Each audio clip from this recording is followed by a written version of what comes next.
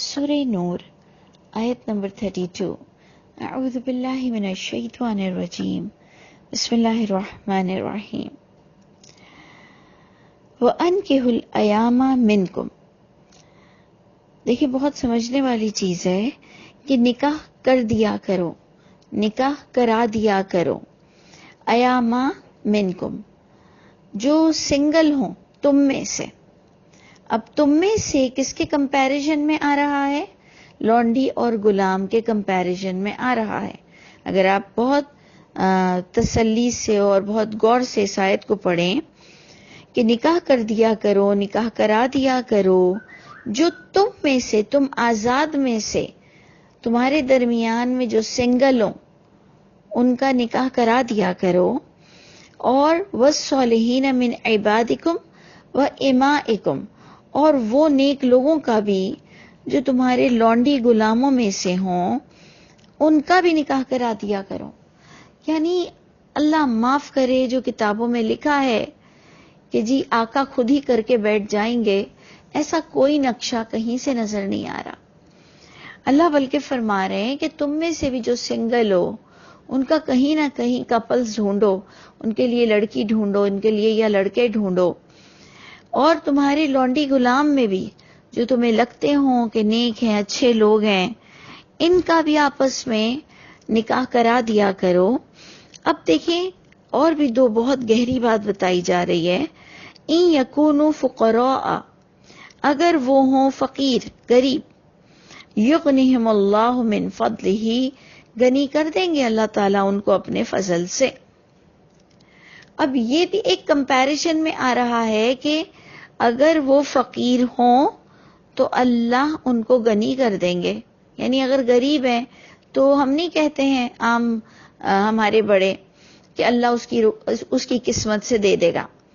تو ہم کہتے ہیں کہ اللہ نے عقل تو دی ہے نا، کہ قسمت سے تو دے گا، تو کچھ تو ہو، کچھ تو کرتا ہو، کچھ تو ذمہ داری اٹھاتا ہو. کل کلا بچے پیدا ہو جائیں گے تو پھر سب کون ذمہ دار ہوگا؟ تو آپ دیکھیں یہاں پر بھی کچھ اسی طرح کی بات ہو رہی ہے. آپ اس کے کمپیریزن کو دیکھیے کہ اگر ایک فقراء ہے، اب فقراء کس کے کمپیریزن میں آ رہا ہے؟ آگے کی آیت دیکھیے کہ اگر ہے وہ فقیر، غنی کر دیں گے ان کو اللہ اپنے فضل سے، یعنی کرا دیا کرو. اگر غریب ہیں، واللہ واسع علیم، اللہ وسعت دینے والے، اللہ جاننے والے ہیں. لیکن اب اس کے کمپیریزن میں آ رہا ہے وَلْيَسْتَعْفِفْ، اور چاہیے کہ بچے رہیں الذین لا یجدون نکاحا، وہ بچتے رہیں بے حیائی سے، برائی سے، وہ لوگ جو بالکل نہیں پاتے ہیں کہ وہ نکاح کسی صورت کر سکیں. تو اب فقراء کے کمپیریزن میں کوئی اور اس سے بھی کوئی غریب ہے جو بالکل کچھ بھی نہیں ہے اس کے پاس، نہ ماں باپ کا سپورٹ ہے، نہ خود کوئی محنت کرتا ہے، نہ اس کے پاس کوئی جاب ہے، مطلب جو بالکل گیا گزرا ہے، کچھ بھی نہیں ہے. اس کو بچتے رہنا چاہیے. کس سے بچتے رہنا چاہیے؟ آپ پورا کانٹیکس میں جا کر دیکھیں کہ نکاح کی بات ہو رہی ہے، نکاح کیوں ہوتا ہے، نظروں کی کیوں حفاظت کرنی تھی، اور یہ ساری باتوں میں پاکیزگی حاصل کرنی تھی. اگر آپ ایمانداری سے پورے کانٹیکس پر جا کر دیکھیں کہ زنا سے بچنا ہے، 100 کوڑے نہیں تو پڑیں گے، ساری چیزوں میں آ رہا ہے کہ تم پاک دامن رہو، تم پاکیزہ رہو. وہی کانٹیکس میں بات ہو رہی ہے. تم نکاح کرا دیا کرو. تمہیں لگے کہ کوئی سنگل ہے، لڑکی ہے، لڑکا ہے، تو اس کے لیے کوئی نہ کوئی رشتہ ڈھونڈو. اور تمہارے لونڈی غلاموں میں بھی دیکھو کہ کوئی اچھا رشتہ آپس میں بنتا ہو تو بھی بنا دیا کرو. کیونکہ ایک اور جگہ قرآن میں لکھا ہوا ہے کہ ولی کی اجازت سے کرایا جائے گا یہ نکاح بھی، کہ اگر ایک کا نوکر ہے، ایک کی فیمیل ہے، یہ آپس میں نکاح کرائیں گے لیکن ولی کی اجازت سے. اب آپ ادھر غور کریں کہ ایک فقیر ہے، فقراء کا اللہ تعالیٰ لفظ لے رہے ہیں کہ ان یکونوا فقراء، تو اللہ انہیں غنی کر دے گا. یعنی ایک فقیر ہے، وہ شادی کے بعد کچھ نہ کچھ نبھا لے گا، اگر میں یوں سمجھوں کہ عورت بھی کچھ کام کر رہی ہے، مرد بھی کچھ کام کر رہا ہے، کرایہ تھوڑا بہت نکال سکتے ہیں غریب، فقراء ہیں، غریب ہیں، کوئی بات نہیں کر دو، یہ اللہ کہہ رہے ہیں. لیکن اللہ تعالیٰ کس کے کمپیریشن میں کہہ رہے ہیں کہ ان کو بچتے رہنا چاہیے اس بے حیائی کے گناہ سے بھی، اور ان کا نکاح بھی نہیں ہو سکتا ہے کہ الذین لا یجدون نکاحا، وہ لوگ جو بالکل نکاح کے لیے کوئی مہر ہی نہیں پاتے، کوئی لڑکی کو وہ سپورٹ ہی نہیں کر سکتا ہے، کسی صورت بھی وہ شادی کے قابل نہیں ہے فائنینشلی. تو حتی یغنہم اللہ من فضلہ، یہاں تک کہ اللہ اسے غنی کر دیں اپنے فضل سے. یعنی ہم کہتے ہیں نا کہ اگر کوئی کہتا ہے میری شادی کرا دو، تو ہم کہتے ہیں کچھ تو کرو. یعنی کس سے ہم کہتے ہیں کچھ تو کرو؟ جو بالکل کچھ بھی نہیں کر رہا. اور ایک ہوتا ہے وہ بھی غریب ہی ہوتا ہے، وہ کہتا ہے میری شادی تو کرا دو. ہم کہتے ہیں ہاں دیکھیں گے کوئی لڑکی، وہ ہم خود بھی اس کا جائزہ لیتے ہیں کہ ہاں ہو جائے گا، اللہ مالک ہے، اللہ تعالیٰ ہی روزی دیتے ہیں. پھر ہم ایسی باتیں کرتے ہیں تو اچھے لگتے ہیں کہ وہ تھوڑا کما رہا ہے، تھوڑا کچھ بیوی کر لے گی، ٹیوشن کر لے گی، تو کچھ جاب کر لے گی، تو کچھ تو کر لے گی. تو آپ سوچئے کہ کتنی گہری باتیں آپ کو اور مجھ کو بتائی جا رہی ہیں. لیکن اس کے اندر ہم نے پورا اس کا سینٹرل آئیڈیا یہ لیا کہ سنگل کی فکر کیا کرو، چاہے وہ تم میں سے ہو، چاہے وہ لونڈی غلام میں سے ہو. سیکنڈ پوائنٹ، فقیر ہے، غریب ہے، کر دو، اللہ پر بھروسہ رکھ کر کے کچھ تو کر رہا ہے. تھرڈ سٹیپ پر آیا، جو بالکل کچھ بھی نہیں پاتا ہے اسے رک جانا چاہیے اس نکاح سے، اور وہ بے حیائی سے بھی بچتے رہے یہاں تک کہ اللہ اس کو نواز دیں اپنے فضل سے. اب فورتھ سٹیپ پر آیا. اب کون سے لوگ آئے؟ اب غور کیجئے. والذین یبتغون الکتاب مما ملکت ایمانکم. ہم جو اپنے عام فہم انداز میں کہتے ہیں کہ اسلام نے غلامی کو کبھی پسند نہیں کیا اور غلام بنائے جاتے تھے. جو زمانے میں جو اسلام پر اٹیک کرتا تھا تو اگر وہ ہار جاتا تھا تو باقاعدہ مردوں کو، عورتوں کو غلام اور لونڈی بننا پڑتا تھا. لیکن آج ہمیں نظر نہیں آتا. کیوں؟ وہ اس لیے کہ ہم قرآن ہی سے نکالیں گے کہ قرآن نے اس کو پروموٹ نہیں کیا، اس کو اپریشیٹ نہیں کیا کہ لونڈی غلام سدا آپ کے لونڈی غلام ہو. بلکہ یہ آیت نمبر 33 ہم سب کے لیے بہت سمجھنے کی ہے کہ وہ لوگ جو آپ سے کتابت چاہتے ہیں. کتابت چاہنے کا مطلب کیا ہوتا ہے؟ کہ کوئی ایگریمنٹ چاہتے ہیں. کتابت کا معنی ہوتا ہے کچھ لکھت پڑھت. وہ جو کہتے ہیں نا کہ کچھ اپنے لیے آزادی چاہتا ہے، مکاتبت چاہتا ہے. اب آپ بتائیے کیسے ہوگا؟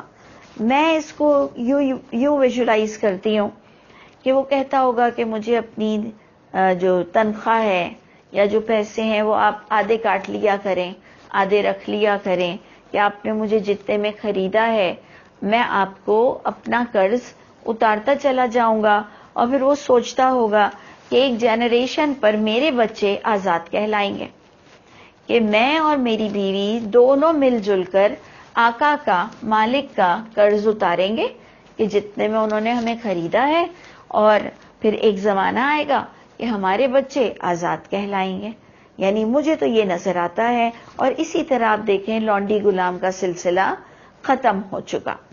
تو یہاں پر مجھے یہی نظر آ رہا ہے کہ وہ لوگ جو چاہتے ہو مکاتبت، الکتاب یعنی کچھ لکھ کر، کچھ باقاعدہ ان ریٹن، اگر وہ چاہتے ہیں کہ آپ سے آزاد ہو جائیں، تو اللہ تعالیٰ نے ہمیں فرمایا، ایک تو اور کلیئر کیا کہ مما ملکت ایمانکم، ان میں سے جو ملکت یمین ہے تمہارے، جو کہ تمہارے دائیں ہاتھ کی ملکیت ہیں، فکاتبوہم، باقاعدہ الاؤ کیا جا رہا ہے کہ فکاتبوہم، ان کو مکاتبت کا موقع دے دیا کرو، ان سے یہ ایگریمنٹ کر لیا کرو کہ اگر یہ چاہتے ہیں کہ تمہاری غلامی سے یہ آزاد ہو جائیں تو باقاعدہ آپ ان کو ایسا موقع دو. فکاتبوہم، پس مکاتبت کر دو ان کو.